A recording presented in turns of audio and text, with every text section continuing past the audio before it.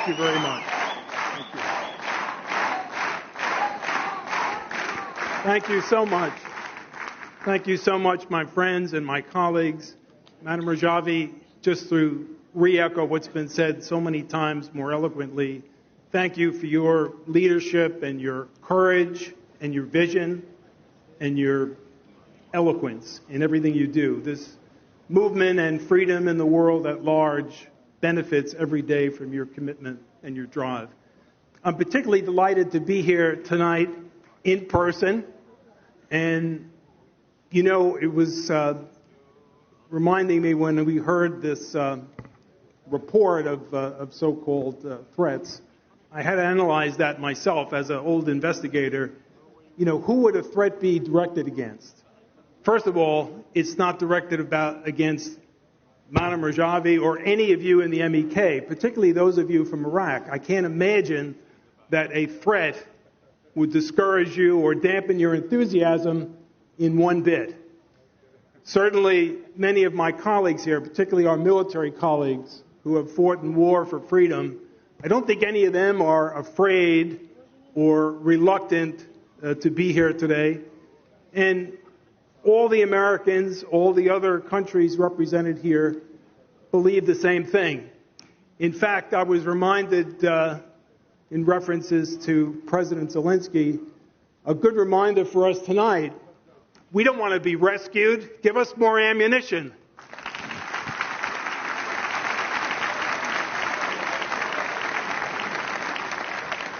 I just wanted to make a couple of brief points. What we salute today are all of the Iranian freedom fighters, particularly those of you in country who are hearing us tonight. Your courage and your example, your sacrifices, is the engine that drives this freedom and will ultimately prevail. All freedom-loving people salute you and are inspired by what you do. I think besides the moral courage that you show, we also have to impose the rule of law in everything that we do. The Belgian Treaty, if you want to call it that, is a classic example of the abuse of the rule of law.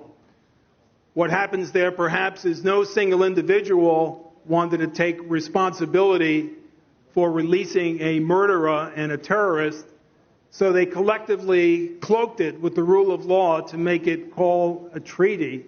It's not a treaty, it's the reprieve of a dangerous terrorist and a bad example which just encourages the taking of other hostages. The other point I wanted to make was accountability. A number of our colleagues have talked about accountability. And as the winds of change and the winds of freedom blow through Iran, we can't forget that people must be held accountable for their crimes of genocide, crimes against humanity perpetrated deliberately over many years. If you're the leader of a country, whether it's a democracy or a totalitarian state, and you break the law and you commit crimes, you have to be held accountable. And that has to happen in Iran at some logical point.